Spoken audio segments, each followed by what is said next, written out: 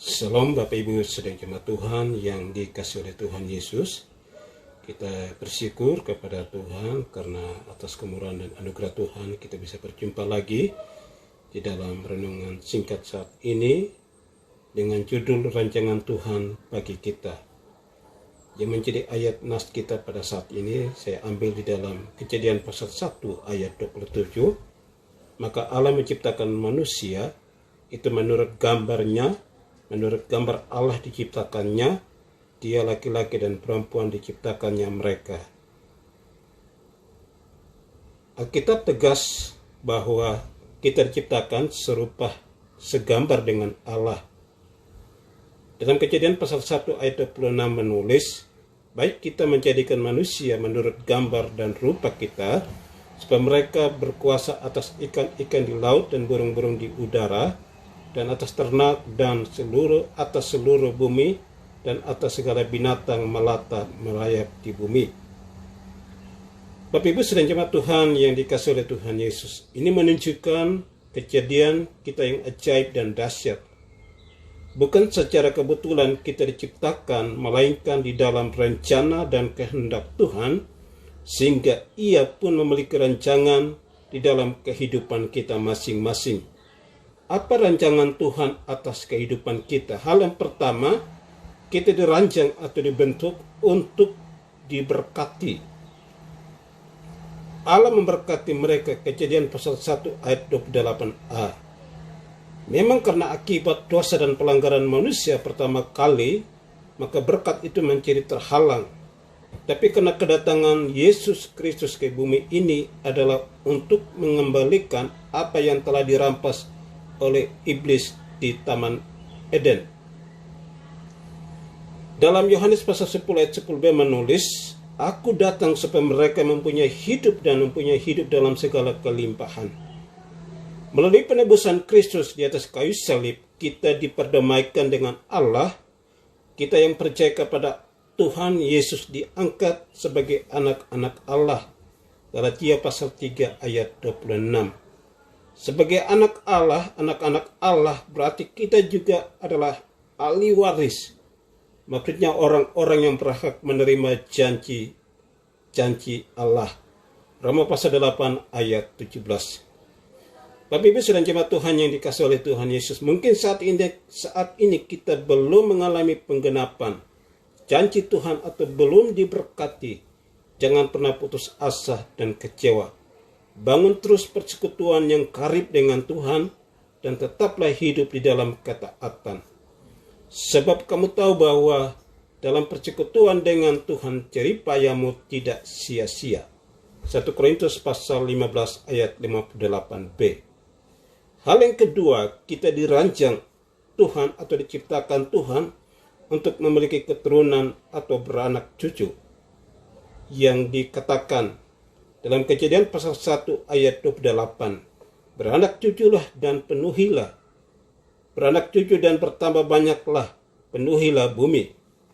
Bukan hanya secara keturunan ilahi yang kita hasilkan, tetapi Tuhan juga menghendaki supaya kehidupan kita menghasilkan buah atau kehidupan kita menjadi berkat dimanapun kita berada.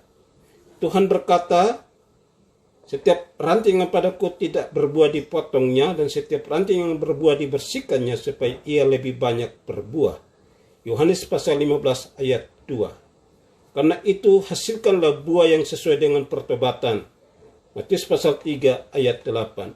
Ada buah-buah roh, buah jiwa, dan buah pelayanan. Rancangan Tuhan bagi kita.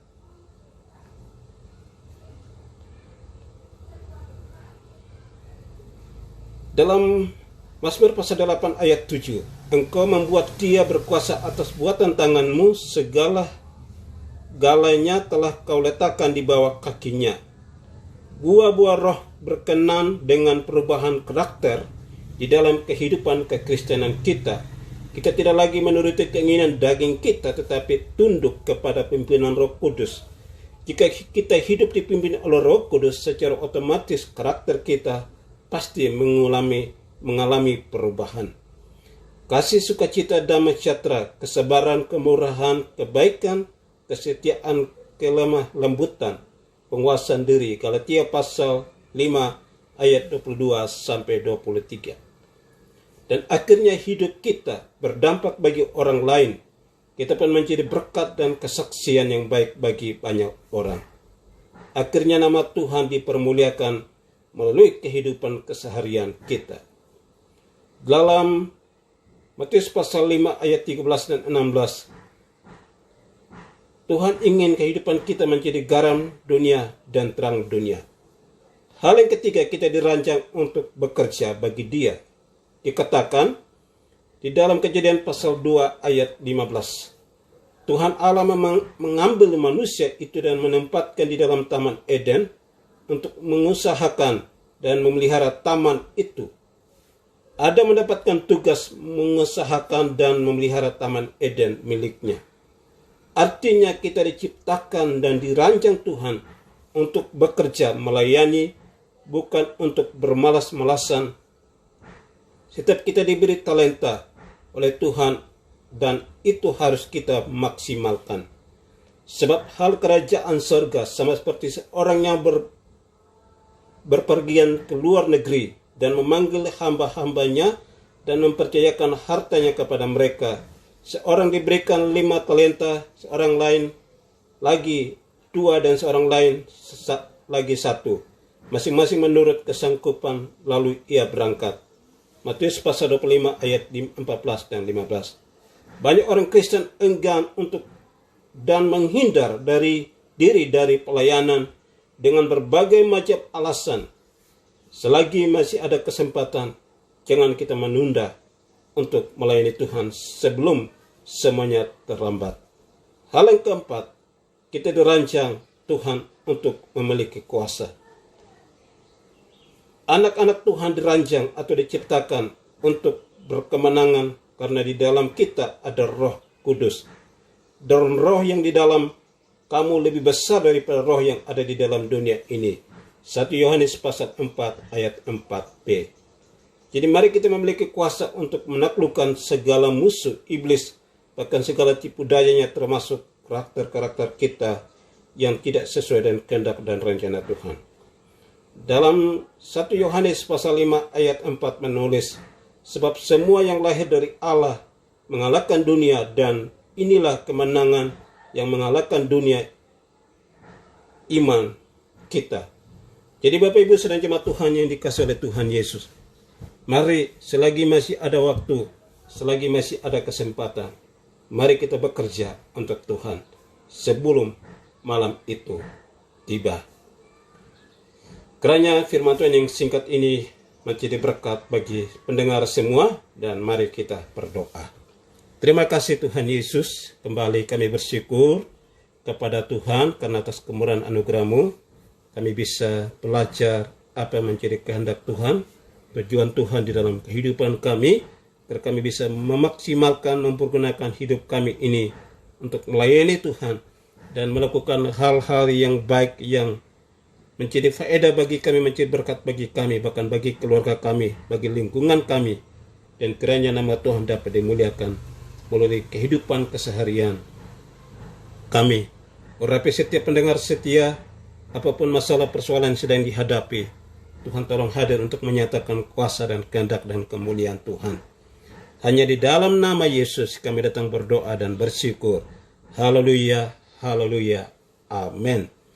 Baik, terima kasih. Sampai di sini renungan kita, dan kita akan berjumpa lagi pada jam dan waktu yang sama. Salam, Tuhan Yesus memberkati kita semuanya. Salam Bapak Ibu sedang jemaat Tuhan yang dikasihi oleh Tuhan Yesus. Kita bersyukur kepada Tuhan karena atas kemurahan dan anugerah Tuhan kita bisa berjumpa lagi di dalam renungan singkat saat ini dengan judul rancangan Tuhan bagi kita. Yang menjadi ayat nas kita pada saat ini saya ambil di dalam Kejadian pasal 1 ayat 27.